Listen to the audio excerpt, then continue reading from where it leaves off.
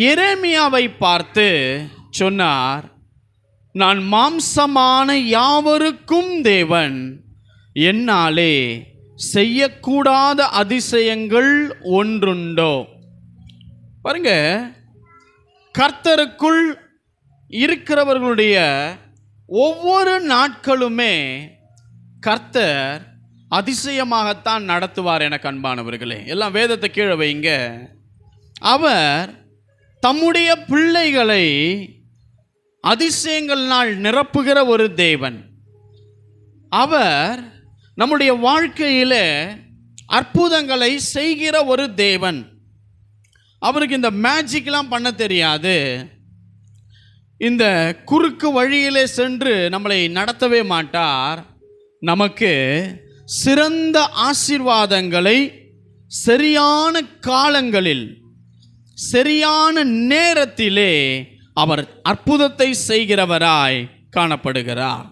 அவர் சொன்னார், என்னால் செய்யக்கூடாத காரியங்கள் ஒன்றுண்டோ என்று எரேமியாவை பார்த்து தேவன் கேட்டார். அன்பானவர்களே, நான் உங்களுக்கு சொல்லுகிறேன், அவரால் செய்ய முடியாத ஒரு காரியம் இந்த உலகத்தில் ஒன்றுமில்லை. அவர் ஒன்னே ஒன்று செய்யவே தெரியாது. அவர் சர்வ வல்லவர், அவருக்கு எல்லாம் தெரியும். ஆனால் ஒரே ஒரு விஷயம் தெரியாது. என்னன்னா, நம்மளை கைவிடுகிற காரியம் மாத்திரம் அவர் இன்றைக்கு வரைக்கும் அவருக்கு தெரியாது. எனக்கு அன்பானவர்களே, அவரால் சகலமும் முடியும்.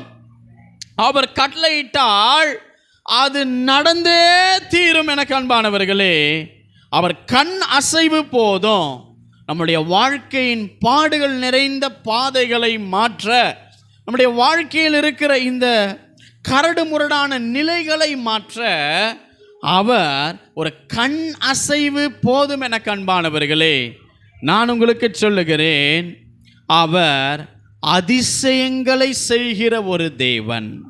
எத்தனை பேர் ஒரு ஆமேன் சொல்றீங்க? அவர் அதிசயங்களை செய்வார். பாருங்க, என் சகோதரனே சகோதரியே, நீ உங்களுக்குள்ளேயே சொல்லி ஒரு கேள்வியோடு காணப்படுறீங்க, தேவனுடைய அற்புதத்தை நான் பார்ப்பேனா? தேவன் என் வாழ்க்கையில் இந்த அற்புதங்களை செய்வாரா என்ற ஒரு கேள்வியோடு நீங்கள் காணப்படுறீங்க. நான் உங்களுக்கு சொல்லுகிறேன், அதிசயமான காரியங்களை கர்த்தர் வருகிற நாட்களிலே உங்களுக்கு செய்வார். அற்புதமும் அதிசயங்களும் காணும்படியாய் கர்த்தர் உங்களுக்கு கிருபை செய்வார். எனக்கு அன்பானவர்களே, அவர் அற்புதம் என்றைக்குமே மனுஷ பலனுக்கு மேலானதாய் காணப்படும். நான் உங்களுக்கு சொல்கிறேன், இந்த ஒரு ஃபோட்டோ பார்த்தீங்கன்னா இது எப்படி இருக்குன்னா, அந்த மனுஷன் வனாந்திரத்தில் இருக்கிறாப்புல, அந்த மனுஷனை சுற்றிலும் ஒரு வெப்ப சூழ்நிலை, ஒரு வனாந்தரம். ஆனால் ஒரே ஒரு பாட்டில் தண்ணி கிடச்ச உடனே அந்த வனாந்தரத்தில் அவன் முகம் சிரிப்படைகிறது. பாருங்க, அடுத்து மாற்றுங்க, அடுத்து பாருங்க, அந்த வனாந்தரத்திலே அவனுக்கு அந்த தண்ணீர் கிடைக்கும் பொழுது அந்த தண்ணீருக்காக அவன் முகம் எப்படி இருக்குது பார்த்தீங்கன்னா, ஒரு சிரித்த முகமாக இருக்கான். பார்த்தீங்களா? இப்படிப்பட்ட வனாந்தரமாக்கப்பட்ட வாழ்க்கையில் தேவன் இதை போல அதிசயங்களை வருகிற நாட்களிலே செய்ய போகிறார். எத்தனை பேர் ஒரு ஆமேன் சொல்றீங்க? வனாந்தரமான என் வாழ்க்கையில் என்னுடைய தேவன் அதிசயங்களை செய்ய போகிறார். அதிசயங்களை செய்வார். அற்புதமான அதிசயத்தை என் வாழ்க்கையிலே அவர் செய்வார். ஹல்லேலூயா! எத்தனை பேர் ஒரு ஆமேன் சொல்றீங்க? இப்போ அழுகிற நாம் நிச்சயமாய் அந்த அதிசயங்களை பெற்ற பின்பு அப்படியாய் நாம் நகைக்க போகிறோம். அன்பானவர்களே, இப்பொழுது புலம்புகிற நாம் ஒரு ஆனந்த களிப்பு உண்டாகும்படி கர்த்தர் சில காரியங்களை சீரமைத்து செய்வார். அவர் அதிசயங்களை செய்கிற தேவன். எத்தனை பேர் ஒரு ஆமேன் சொல்றீங்க? அவர் அதிசயங்களை செய்வார்.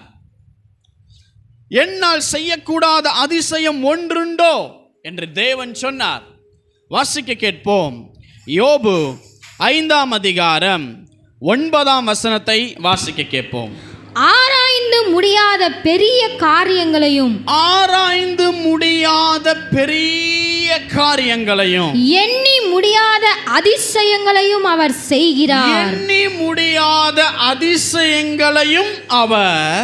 செய்கிறார். ஹல்லேலூயா. தேவன் எப்படிப்பட்ட தேவன்னா, அவர் ஆராய்ந்து முடியாத பெரிய காரியங்களை, அந்த எண்ணி முடியாத அதிசயங்களை அவர் செய்கிறவராய் காணப்படுகிறார். அன்பானவர்களே, நான் உங்களுக்கு சொல்கிறேன், சோர்ந்து போகாதீங்க. கர்த்தர் பெரிய காரியங்களை நிச்சயமாய் நம்முடைய வாழ்க்கையில் அவர் செய்ய வல்லவர்.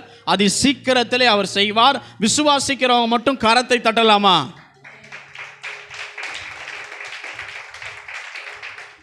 பாருங்க, உங்களுடைய பாரமான கவலையின் நாட்களை தேவன் மாற்றுவார். அதை நீங்க முதல்ல விசுவாசிங்க. உங்களுடைய பாரமான நாட்களை அவர் மாற்றுவார். அது எப்போனா, குறித்த காலத்திற்கு தரிசனம் இன்னும் வைக்கப்பட்டிருக்கிறதை சபை மறந்துவிடக்கூடாது. அன்பானவர்களே, உங்களுக்கு குறித்த காலம் ஒன்றை வைத்திருக்கிறார், ஒரு குறித்த நேரத்தை வைத்திருக்கிறார், ஒரு குறித்த சமயத்தை தேவன் வைத்திருக்கிறார். இம்மூன்றையும் அவர் வைத்திருக்கிறது மனுஷனை குறித்து ஒரு பெரிய திட்டத்தை தேவன் நாம் பிறப்பதற்கு முன்பதாகவே, நம் தலையெழுத்தை மனிதன் எழுதவில்லை, தாய் தகப்பன் எழுதவில்லை, சந்ததிகள் எழுதவில்லை. நம் தலையெழுத்தை தேவன் பரலோகத்திலே என்ன எப்படி என்பதை எழுதி வைத்திருக்கிறார். அல்லேலூயா. எத்தனை பேர் ஆமேன்னு சொல்றீங்க? அவர் அங்கே என்ன நியமித்தாரோ அந்த அதிசயங்களை என் வாழ்க்கையில் அவர் செய்வார் என்பதை எத்தனை பேர் விசுவாசிக்கிறீங்க? ஹல்லேலூயா. நீங்களும் நானும் ஒரு சபிக்கப்பட்ட முற்பிதாக்களுடைய சந்ததி. அதான் உண்மை. நீங்களும் நானும் இன்றைக்கு என்ன நிலைமையில தேவன் சபையில் உங்களை வைத்திருக்கிறார் தெரியுமா? இன்றைக்கு தேவனால் பிரித்தெடுக்கப்பட்டு கழுவப்பட்டு உங்களை சுத்தமாக்கி ஒரு ஜனங்களா இன்றைக்கு சபையிலே வைத்திருக்கிறார். ஆனால் நாம் எந்த சந்ததிகளிலிருந்து நீங்களும் நானும் வந்திருக்கிறோம் என்றால், சபிக்கப்பட்ட முற்பிதாக்களின் கூட்டத்தின் சந்ததியிலிருந்து நீங்களும் நானும் காணப்பட்டாலும், இன்றைக்கு தேவனுடைய இரத்தம் ஒன்று நம்மளை கழுவி சுத்தம் பண்ணி நம்மை சுத்தமாக்கி இன்றைக்கு ஆசீர்வதிக்கப்பட்ட ஒரு கூட்டமாய் இன்றைக்கு சபையிலே வைத்திருக்கிறது. அந்த கிறிஸ்துவின் இரத்தத்துக்காக எத்தனை பேர் ஸ்தோத்திரம் பண்ண போறீங்க? ஹல்லேலூயா. பாருங்க, நீங்களும் நானும் இன்னைக்கு உலகத்துக்கு குப்பையா இருக்கலாம். உலகத்தினுடைய பார்வைக்கு ஒரு விஷப்பூச்சியை போல தெரியலாம். கவலைப்படாதீங்க. நம் ஆண்டவர் கண்ணுக்கு முன்பதாய் நாம் விசேஷித்தவான்களாய் விசேஷித்தவளாய் இன்றைக்கு காணப்படுகிறோம். எனக்கு அன்பானவர்களே, எந்த காரியத்திலே கர்த்தர் அற்புதம் செய்தால் நலமாயிருக்கும் என்று இன்றைக்கு கர்த்தருடைய ஆலயத்திற்கு வந்திருக்கிறீங்களோ, அந்த எல்லா காரியங்களையும் தேவன் ஆசீர்வதிக்க போகிறார். எத்தனை பேர் சொல்றீங்க, என் வெறுமை எல்லாம் நிறைவாக போகிறது? சொல்லுங்க பார்க்கலாம். என் வெறுமை நிறைவாக போகுது, என் சோர்வு பலனாக போகிறது. சொல்லுங்க பார்க்கலாம். என் கண்ணீர் ஆனந்த களிப்பா மாற போகிறது. அற்புதத்தை காணாத என்னுடைய கண்கள் அதிசயத்தை காண போகிறது. காரணம், அற்புதத்தை செய்கிற கர்த்தரே என் கூட வந்துட்டா என் வாழ்க்கை ஆசீர்வதிக்கப்பட போகிறது. விசுவாசிக்கிறவன் கரத்தை தட்டி பாருங்க. நிச்சயமாகவே அந்த தேவனின் மகிமை நம்முடைய வாழ்க்கையில அதிசயங்களை கர்த்தர் செய்ய போகிறார். என் வாழ்க்கையில் அதிசயமே இல்லை பிரதர்.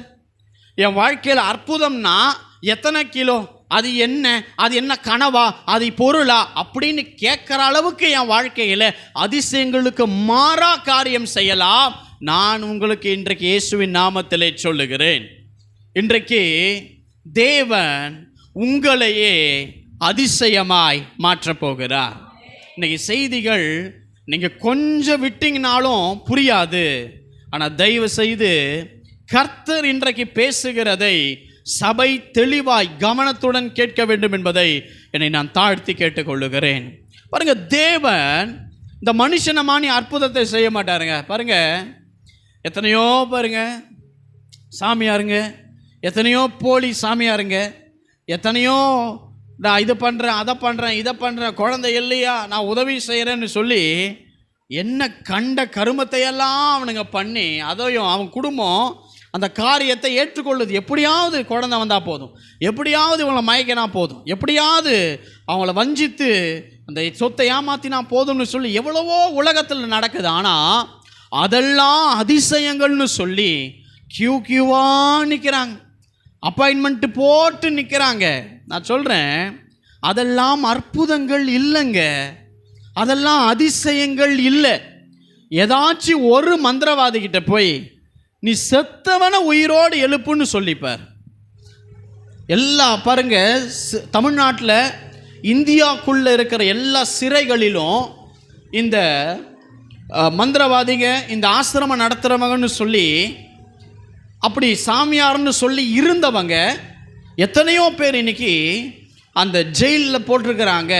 அவங்கள உள்ளே போய் அந்த போலீஸ் அதிகாரிகள் ஒருத்தர் கேட்டாப்புல, அங்கே என்னென்னமோ பண்ணுற, இதெல்லாம் பண்ணுற, அந்த ஆள் ஒருத்தருக்கு மாத்திரம் பார்த்தீங்கன்னா 300 கோடிக்கு மேலே இருக்குது சொத்து, 300 crores மேலே சொத்து இருக்கு. அங்கெல்லாம் அதிசயம் பண்ணுறிய, ஏதாவது வரவேடா அப்படின்னு உள்ளே போய் கேட்டாரா, அந்த சாமியார் சொல்கிறாப்புல, அதெல்லாம் நான் சும்மா வெளியே இருந்து பண்ணேங்க, அதான் கொண்டு வந்து போட்டிங்கல்ல, நான் என்ன கடவுளை அற்புதம் செய்ய அதிசயம் செய்யும் போது உள்ளே இருந்தவனுங்களும் அந்த ஆளை வணங்கி கொண்டு இருந்தாங்க. இந்த காரியங்கள்லாம் வெளியே வரும்போது தான் தெரியுது, சாதாரண மனுஷன் தாண்டா இவனுங்கள்லாம் நம்மளை ஏமாற்றுவதற்காக அதிசயம்னு ஒன்று சொல்லி ஏமாற்றி கொண்டு இருக்கிறாங்க. அன்பானவர்களே, இதெல்லாம் அதிசயம் கிடையாது. நான் ஒரு அதிசயத்தை சொல்லட்டுமா? செத்த 1 மணி நேரம் ஆகியிருந்த யவீரின் மகளை கர்த்தர் உயிர் பெறச் செய்தார். செத்த 1 நாள் ஆன நாயின் ஊர் விதவையின் மகனை கர்த்தர் உயிர் பெறச் செய்தார். செத்து 4 நாள் ஆயிருந்த லாசருவை என் தேவன் உயிர்த்தெழ பண்ணினார். அவருக்கு 4 நாள் ஆயிருந்தாலும், 1 மணி நேரம் ஆயிருந்தாலும், 1 நாள் ஆயிருந்தாலும் சகலத்தையும் அவனை உயிர் பெறச் செய்து அவனையே அதிசயமாய் மாற்றுகிற கர்த்தரை ஆராதித்து கொண்டிருக்கிறோம். ஹல்லேலூயா! மாய வித்தைகளை செய்கிறவனை அல்ல, பணத்தை வாங்கி குடும்பத்தை கெடுக்க நாசம் செய்கிறவன் அற்புதம் செய்ய முடியாது. அற்புதம் செய்ய வேண்டும் என்றால் இந்த பூமியையும் உலகத்தையும் சிருஷ்டித்த ஒரே கர்த்தராகிய இயேசு கிறிஸ்து மாத்திரமே நம்முடைய வாழ்க்கையில் அற்புதத்தை செய்ய முடியும். அவரே நம்மளை சிருஷ்டித்தவர், அவரே சிருஷ்டி கர்த்தர், அவரே ஆதியும் அந்தம். அவருக்கு அவரே மட்டும்தான் தவிர அவருக்கு நிகர் விழுந்து போன ஒரு தூதன் அல்ல, அவருக்கு ஈக்குவல் அவர் மட்டும்தான். ஹல்லேலூயா! எத்தனை பேர் ஒரு ஆமேன் சொல்றீங்க? என் வாழ்க்கையில அதிசயங்களை இன்னையிலிருந்து செய்ய போறாருன்னு விசுவாசிக்கிறியா?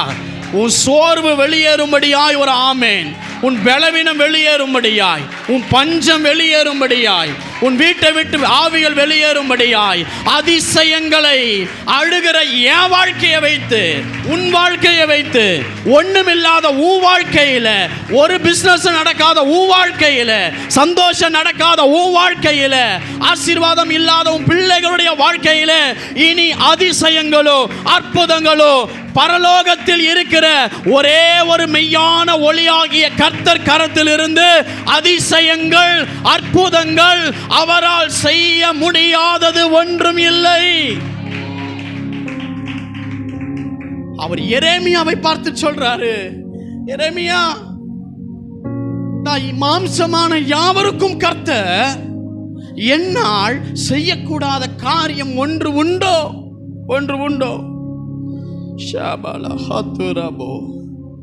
நான் யோசித்து பார்த்தேன். லாசருவை 4 நாள் கழிச்சு எழுப்பிட்டார், உண்மை. 1 மணி நேரத்தில் யவீரின் மகள் எழுந்துட்டா, உண்மை. 1 நாள் ஆகி நாயின் ஒரு விதவின் மகன் எழுந்துட்டான், உண்மை. இப்ப இவங்களை பார்த்த அதுக்கப்புறம் பொது ஜனங்கள் இவங்களை எப்படி பார்த்திருப்பாங்க? வசனம் சொல்லுது, நாயின் ஊர்ல வாழ்ந்த விதவையின் மகன். அவன் யாருன்னே அந்த பட்டத்துக்கு முழுசா தெரிஞ்சிருக்காதுங்க. இந்த அதிசயம், இந்த அற்புதம் இவன் வாழ்க்கையில நடந்த போது அவன் போயிட்டு வரும்போதெல்லாம் ஜனங்க என்ன பேசியிருப்பாங்க தெரியுமா? டேய், அந்த விதவையின் மகன் பாடையில கொண்டு போவான் அந்த பையன் இன்னைக்கு பாரு நடந்து கொண்டு போயிருக்கிறான். அவனை ஜனங்கள் அற்புதமாய் பார்த்தார்கள். அதை செய்தவர் பாடையை தொட்ட கர்த்தர். எத்தனை பேர் ஆமென் சொல்றீங்க? அவங்க அக்கா சொல்றாங்க, என் தம்பி உடம்பு 4 நாள் ஆகி போயிடுச்சு, அது பேட் ஸ்மெல் வருமே பாருங்க. 4 நாளா அப்போ அதுக்கு 4 நாளா லாசரு சாப்பிடல. அவர் ஆத்துமா அங்க இருந்ததோ இல்லையோ, அந்த ஜனங்க லாசருவை எப்படி பார்த்திருப்பாங்க தெரியுமா? Is a young man. ஆனா அவருக்கு ஒரு நோயினால் பாதிக்கப்பட்டு மரித்தார். இப்போ லாசரு என்றாலே இவன் நோய் பிடிச்சவன், ஒரு பலவீனமாக்கப்பட்டவன் இருந்த ஒரு முத்திரை இருந்துச்சு. இப்ப லாசரு நடந்து போகும்போது 4 நாள் ஆயிருந்தாலும் மரணத்தை இந்த பையன் ஜெயிச்சுட்டு வரட்டான்பான்னு சொல்றபடி அவன் முத்திரையை ஒரு அதிசயம் உடைத்து போட்டது. இன்னைக்கு உன் தலையெழுத்தை இறைவன் உடைக்க போகிறார். அற்ப ஜனமாய் சபை இருந்தாலும் ஆமென் என்பதை விசுவாசிக்கிறவனுக்கு கர்த்தர் செய்வார். அதிசயங்கள் நடக்கும், அற்புதங்கள் நடக்கும், மாற்றத்தை உண்டு பண்ணுவார், மகிமையை செய்வார். என் வாழ்க்கையிலும் உன் வாழ்க்கையிலும் தாங்க அதிசயங்களை நடக்கும். எத்தனை பேர் விசுவாசிக்கிறீங்க? பாருங்க, கொஞ்சம் நல்லா கவனிங்க. இந்த சபிக்கப்பட்ட முற்பிதாக்களின் சந்ததியிலிருந்து நீங்களும் நானும் ஏன் வந்தோம் அப்படிங்கிறதுக்குரிய ஒரு ரகசியம் பைபிள்ல இருக்குது. இப்ப நம்ம வாசிக்க கேட்போம். ஆதியாகமத்தின் புஸ்தகம் 9ஆம் அதிகாரம் 18ஆம் வசனம். பேழையில் இருந்து புறப்பட்ட நோவாவின் குமாரர் சேம், காம், யாபேத் என்பவர்களே. காம் கானானுக்கு தகப்பன். நல்லா கவனிங்க, உங்களுக்கு புரியலன்னா நான் விளக்கி சொல்றேன். கொஞ்சம் பைபிளை கீழே வைங்க. இங்க பாருங்க, நோவாவையும் குடும்பத்தையும் கர்த்தர் காப்பாத்திட்டார். ஒரு ஆமென் சொல்லுங்களேன். இப்போ அவங்க வெளியே வந்துட்டாங்க. எங்க இருந்து?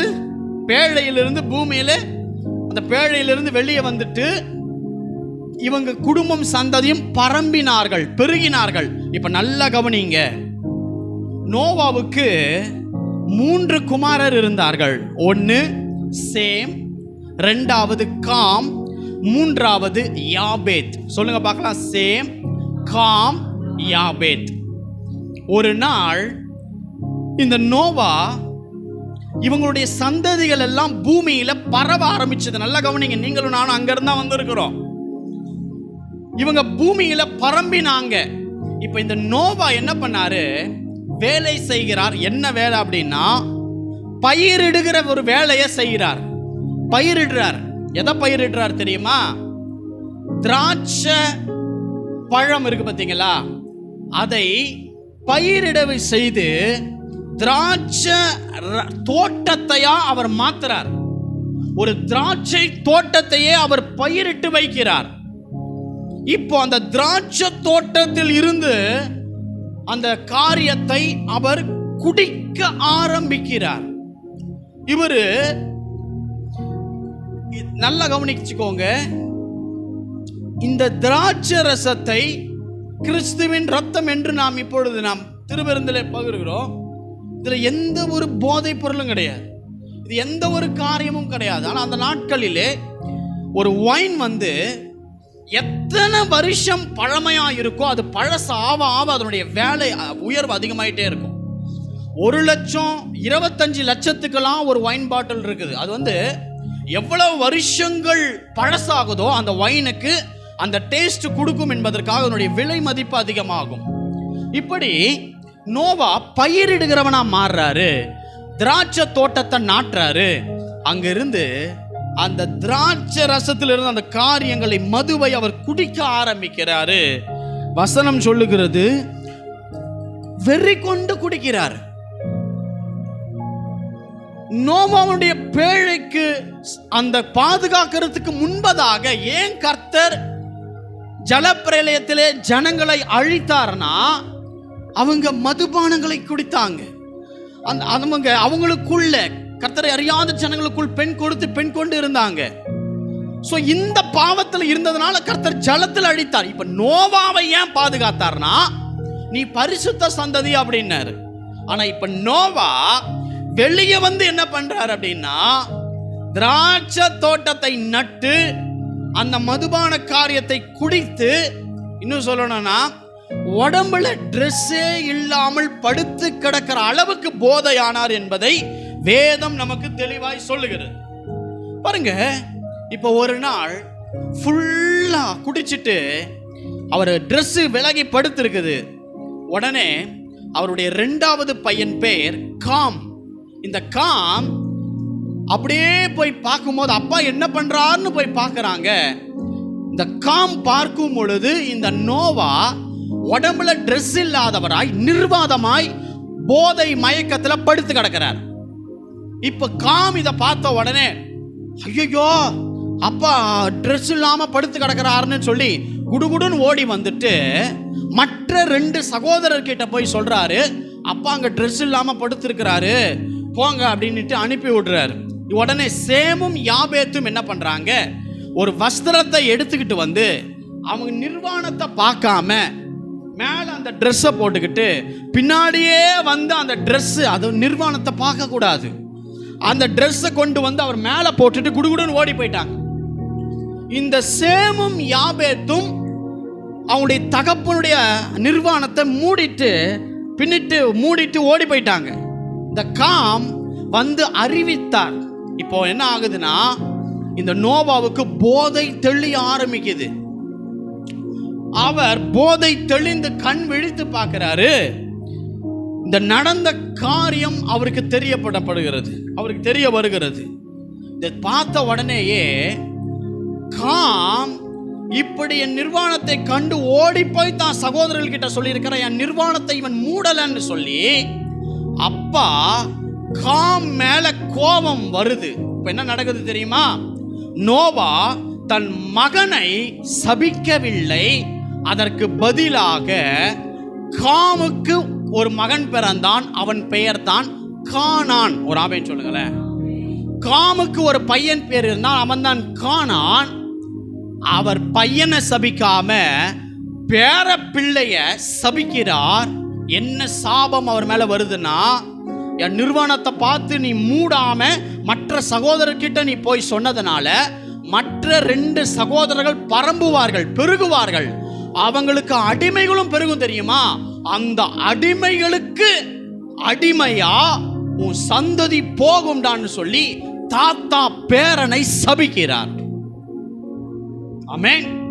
நல்லா கவனிங்க, ஒரு முக்கியமான சத்தியம்.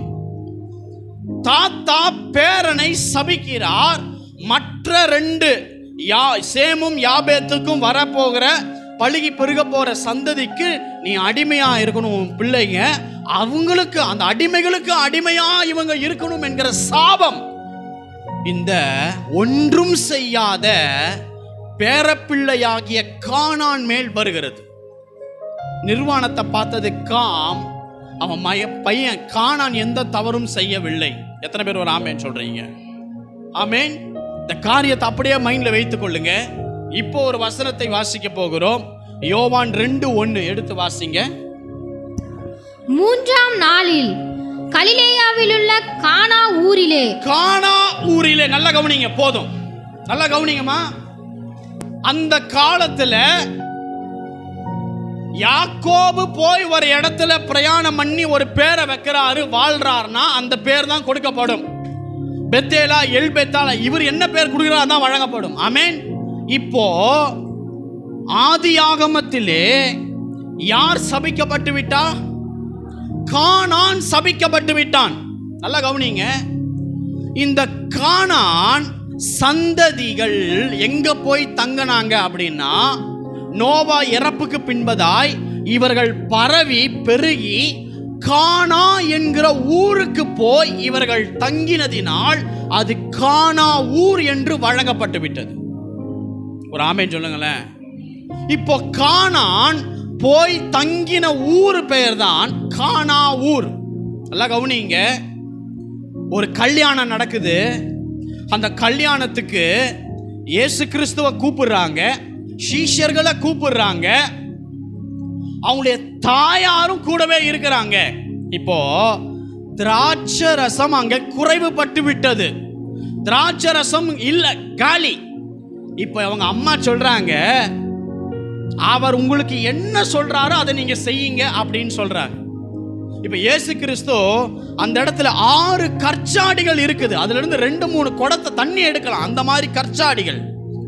இப்போ அவர் சொல்றாரு, அந்த கற்சாடி முழுவதும் தண்ணீரை நிரப்புங்கள் அப்படின்றார். தண்ணியை நிரப்புறாங்க. இப்போ இந்த விஷயம் வெளியே இருக்கிறவங்களுக்கு தெரியாது, இவர்களுக்கு மாத்திரமே தெரியும். இப்போ ஆண்டவர் சொல்றாரு, பந்தி விசாரிப்பு காரணத்தில் இதை மொண்டு போய் கொடுங்கள் அப்படின்றார். இவனுக்கு மொண்டு போய் கொடுத்து ஊத்தனா அதுல திராட்சை ரசம் இருக்கிறது அன்பானவர்களே. இப்போ அந்த திராட்சை ரசத்தை கடைசி பந்தியில உக்காந்தவன் சாப்பிட்றான். சாப்பிட்ட உடனே சொல்றான், யோ, நல்ல திராட்சை ரசத்தை முன்னாடி கொடுத்துட்டு கடைசி பந்தியில சுவை கம்மியானதை கொடுப்பான், நீயோ இது வரைக்கும் நல்ல திராட்சை ரசத்தை வைத்திருந்தீரே அப்படின்னு அந்த இடத்துல சொல்லப்படுகிறது. எனக்கு அன்பானவரை நல்ல கவனிங்க. தாத்தாவால தாம் பேரன் கானான் சபிக்கப்பட்டான். இந்த கானானுடைய பசங்க சந்ததி கானான் போய் தங்கின ஊர் பெயர் கானாவூர். தேவன் முதல் அற்புதத்தை எங்க தெரியுமா செய்றாரு? கானா ஊரில் நடந்த கல்யாணத்திலே. அங்கே கானான் ஒரு தவறும் செய்யாமல் திராட்சை ரசத்தால் தாத்தாவினால் சபிக்கப்பட்டான். இங்கே கானா ஊரிலே அதே திராட்சை ரசத்தை கர்த்தர் ஆசீர்வதித்து கொடுத்தார். கானான் அங்கே சபிக்கப்பட்டான், இங்கே கானா ஊரிலே ஆசீர்வதிக்கப்பட்ட திராட்சை ரசத்தை ஆண்டவர் கொடுத்தார்.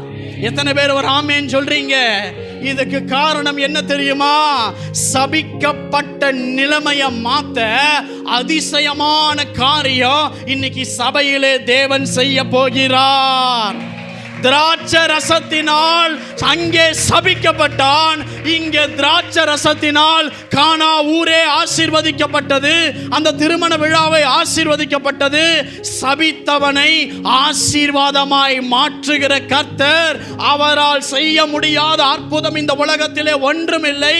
அவர் உனக்காக எனக்காக அற்புதங்களை வருகிற நாட்களிலே செய்ய போகிறார், தலைக்கு மேல் பலமாய்.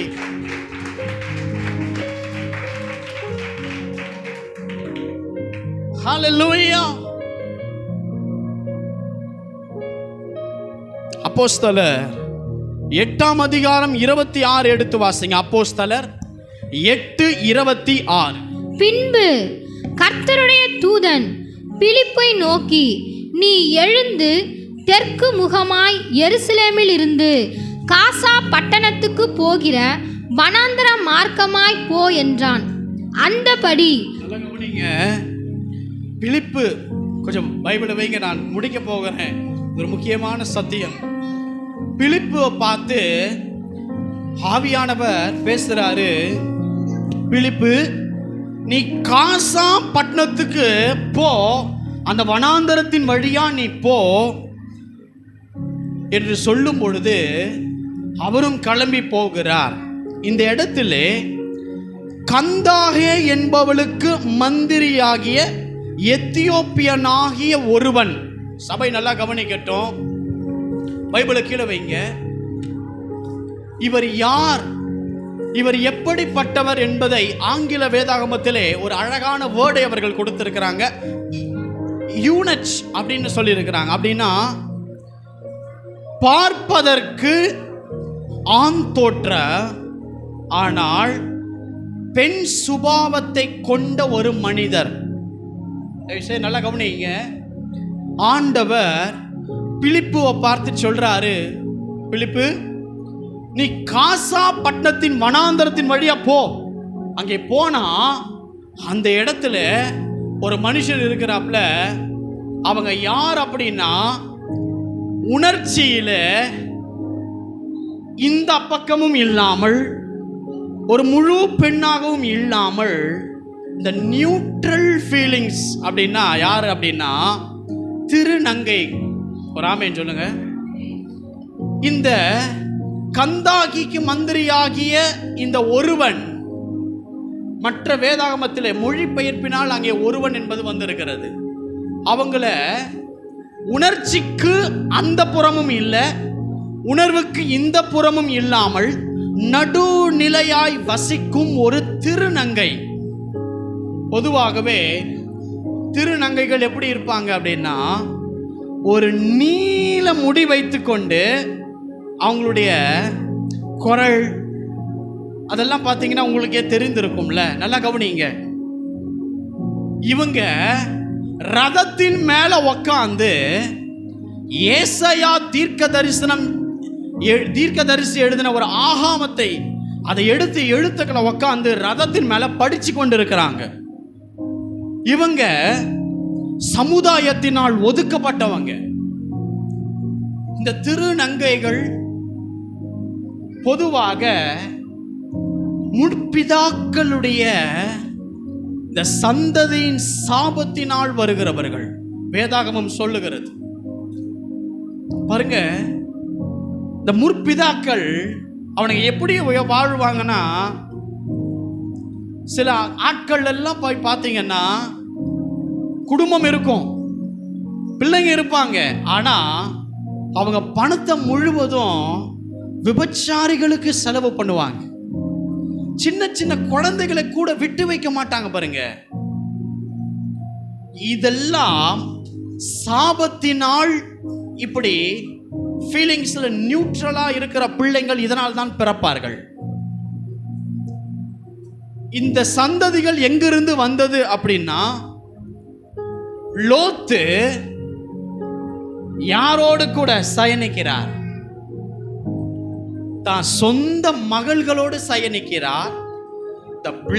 சேம் பிளட், தகப்பன் மகள்களோடு சயனிக்கிற அந்த சந்ததிகள் மூலமாய் கர்த்தருடைய சாபம் பூமியிலே வந்தது. அந்த சாபத்தினால் இந்த திருநம்பிகள், திருநங்கைகள் இவர்கள் எல்லாம் இந்த உணர்ச்சிக்கு முழுவதும் ஆண் காரியம் இல்லாமல், பெண்ணுடைய காரியமும் இல்லாமல், பழக்கமும் சுபாவமும் பெண்ணை போல, பார்க்க ஆணை போல ஒரு சாபம் பிடித்தவர்களாய் இந்த பூமியிலே லோத்தின் சந்ததியின் மூலமாய் இவர்கள் பிறந்தார்கள்.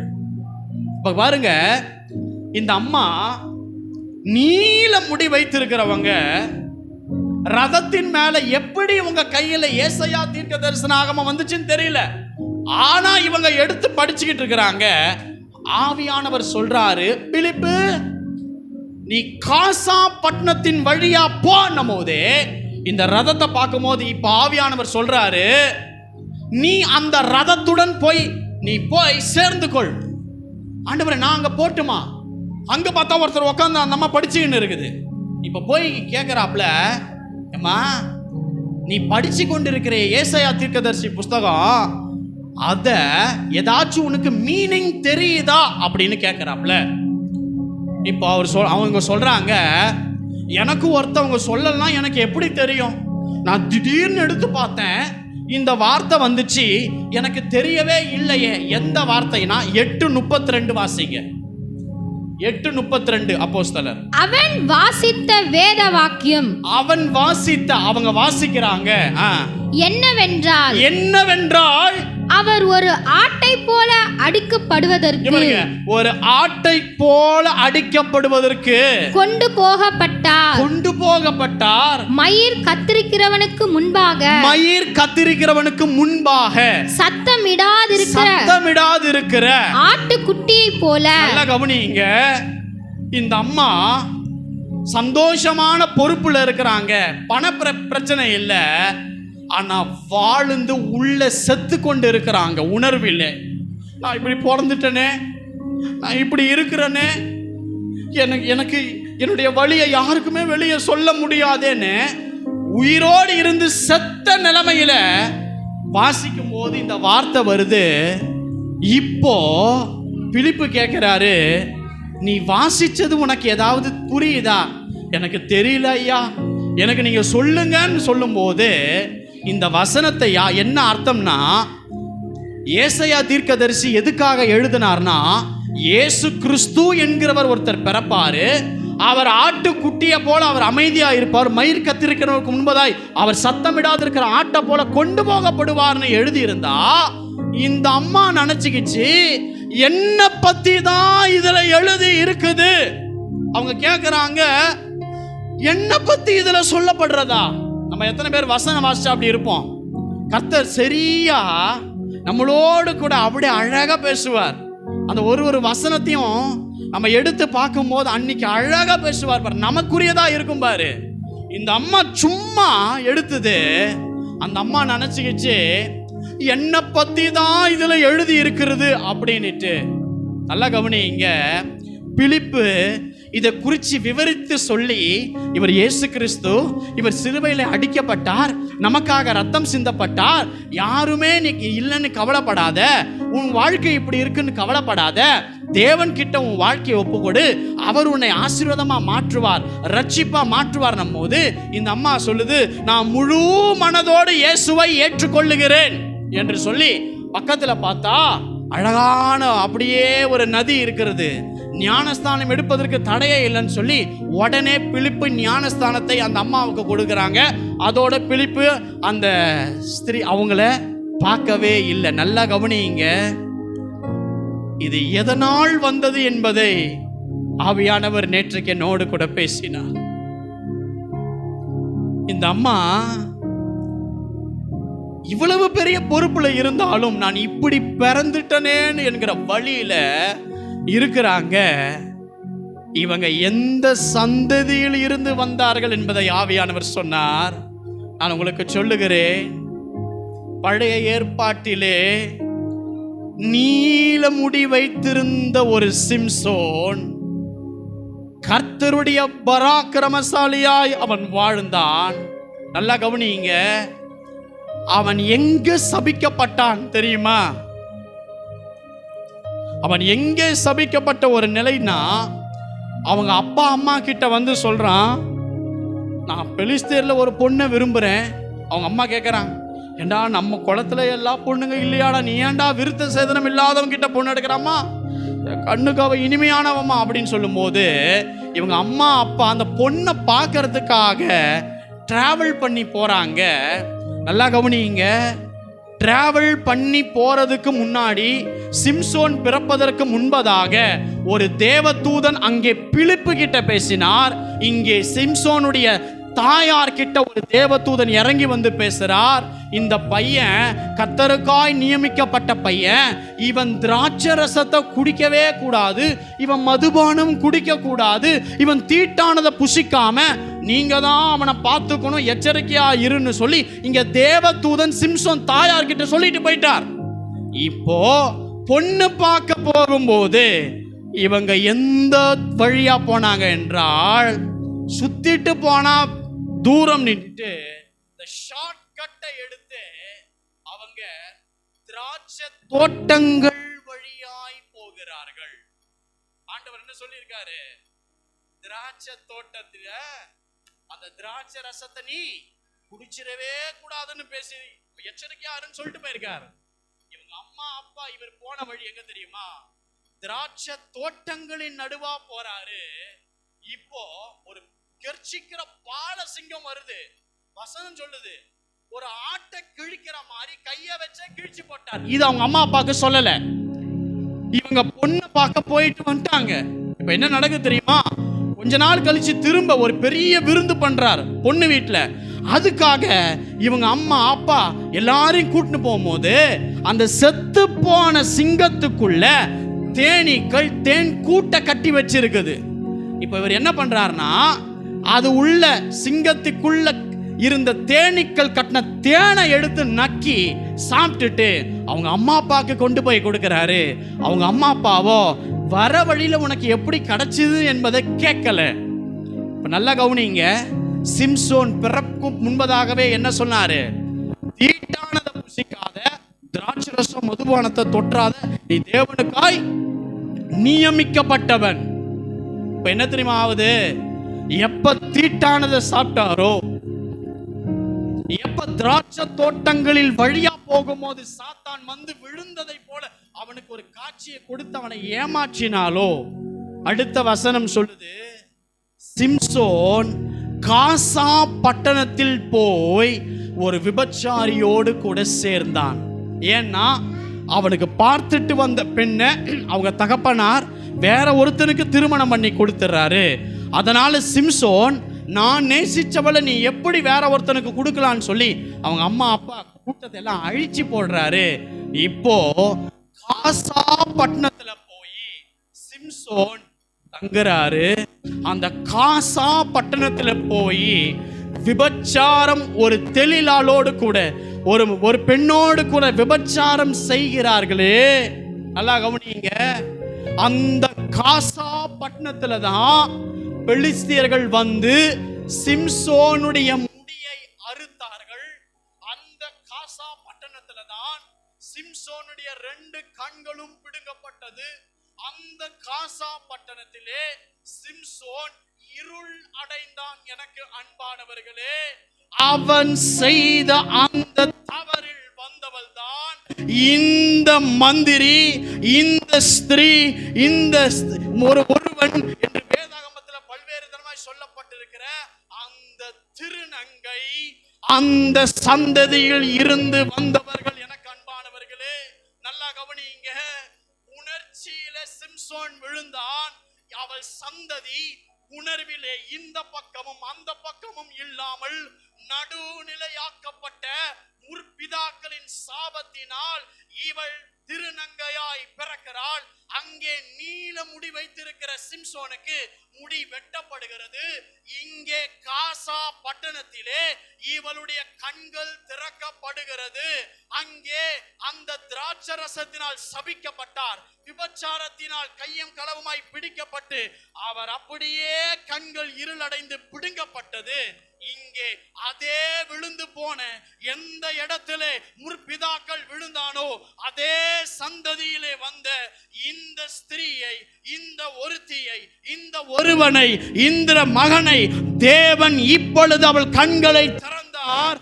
அவள் முழுகி ஞானஸ்தானம் பெற்று ரட்சிப்பை பெற்று தேவனை அறிந்து கொண்டாள். எனக்கு அன்பானவர்களே, எத்தனை பேர் ஆமென் சொல்றீங்க? சிம்சோன் அங்கே சபிக்கப்பட்டான், இங்கே அவள் சாபம் நீங்கி ஆசீர்வதிக்கப்பட்டான்.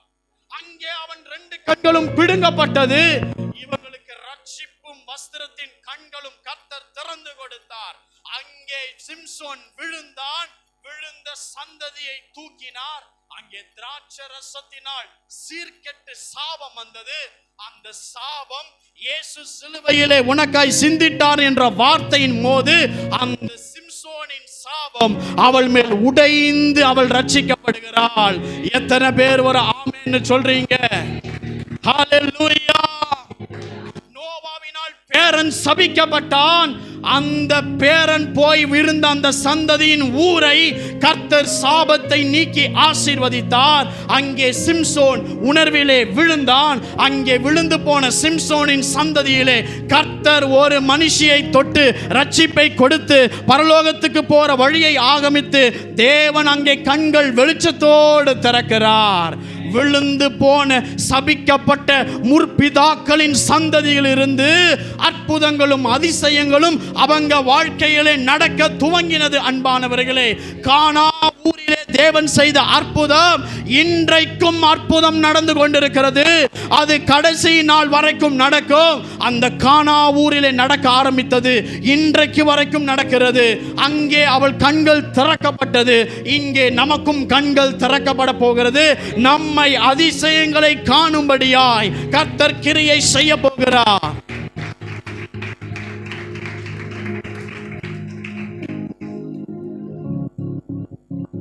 ஆமென். நான் சொல்றேன், கர்த்தரை ஏற்றுக்கொண்டு நான் ஏன் இப்படி இருக்கிறேன்? அதெல்லாம் ஏன் தெரியுமா? உன் முற்பிதாக்களின் சாபம், முற்பிதாக்களின் சாபம். கர்த்தர் உன்னை நம்பி உன் மேல அந்த ஆக்கினையை போட்டிருக்கிறார். இன்னைக்கு கிறிஸ்துவின் ரத்தத்தை நீ எடுக்கும் பொழுது அந்த கட்டுகள் அறுக்கப்படும். எத்தனை பேர் ஆமென்?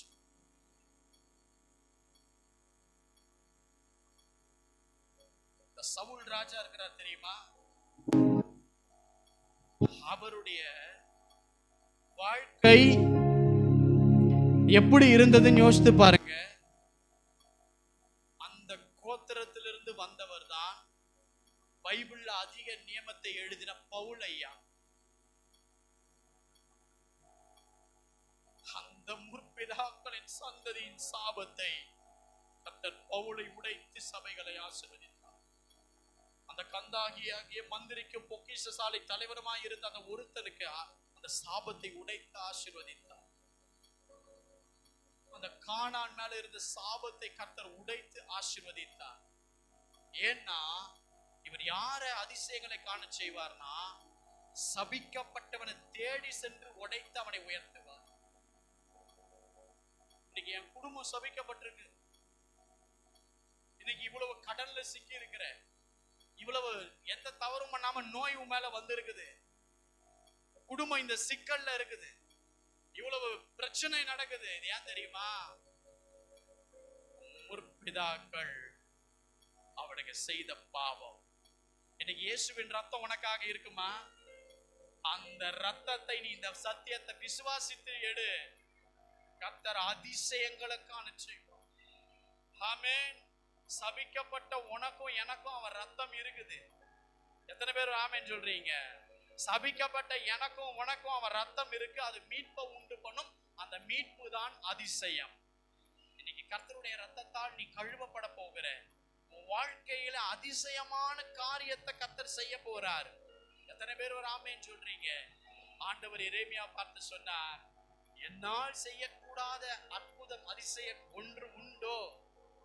இன்னைக்கு நம்ம முற்பிதாக்கள் பாருங்க, இங்க இருக்கிறவங்களுடைய பாட்டி நேம் கேட்டீங்கன்னா சொல்லிடுவீங்க. அந்த பாட்டிக்கு அம்மா பேரை கூட சொல்லிடுவீங்க. அந்த அம்மாவுடைய அம்மா போய் கேளுங்க, தெரியாது. எந்த சந்ததியில இருந்து வந்தோம்னே இது தெரியாது. ஆனா இந்த சத்தியத்தை அவர் பேசுறாருன்னா அவருக்கு தெரியும். அவருக்கு தெரியும். அதனாலதான் உன் வாழ்க்கை இன்னைக்கு இப்படி இருக்கிறது. கர்த்தர் சொல்றாரு, அன்றைக்கு அந்த மகளுடைய கண்ணை நான் திறந்தேன், அவளை ஆசீர்வாதமாய் மாற்றினேன். கானா ஊரிலே கர்த்தர் ஒரு அதிசயத்தை செய்து இன்னைக்கு வரையும் அதிசயங்களை செய்கிறார். அங்க விழுந்து போன சவுல் கோத்திரத்தை பவுல் மூலமா சபையை நிறுத்தி ஆசீர்வதிக்கிறார். அதே கர்த்தர் விழுந்து போன சந்ததி உண்மை, ஆனா நீ விழுவதற்காக தேவன் பேசவில்லை. உன் சந்ததிகள் ஆசீர்வாதமாய் அவருக்குள் காணப்பட போகிறது. உன்னை அதிசயங்களை காண செய்ய போகிறார். இப்போ எழுந்து நின்றவர்களாய் முழு மனதோடு திருவிருந்திற்கு ஒப்பு கொடுக்கணும். என்ன தெரியுமா? என் முற்பிதாக்களுடைய பாவத்திற்காய் என்னை மன்னியும், என்னை சுத்தம் பண்ணும், என் கண்களை திறந்தருளும், என் விழுந்த நிலைமைய மாத்தும். அவங்க பண்ண சாபம் என் மேல இருக்குன்னா ஒரே ஒரு ரத்தத்தால மீட்பு உண்டுன்னு சொன்னாங்க. அந்த ரத்தம் என் சாபத்தை உடைக்கட்டும். எல்லா கண்களை மூடினவர்களாய் எல்லாம் இப்ப ஜெபம் பண்ணி